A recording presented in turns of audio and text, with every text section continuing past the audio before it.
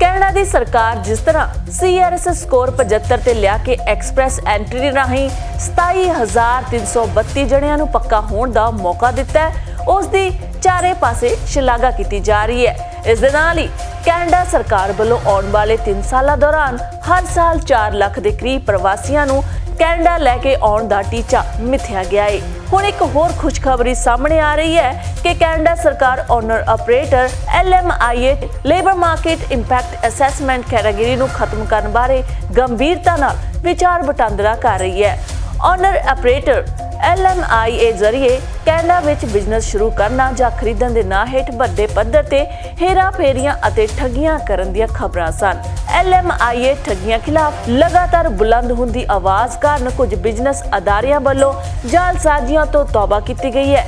ਜਾਂਚ ਮਗਰੋਂ ਕੁਝ ਇਮੀਗ੍ਰੇਸ਼ਨ ਠੱਗ ਵਕੀਲ ਵੀ ਫੜੇ ਗਏ ਨੇ ਤੇ ਕੁਝ ਅਜੇ ਵੀ ਇਸ ਬੇਈਮਾਨੀ ਦੇ ਰਾਹ ਤੇ ਚੱਲ ਰਹੇ ਨੇ।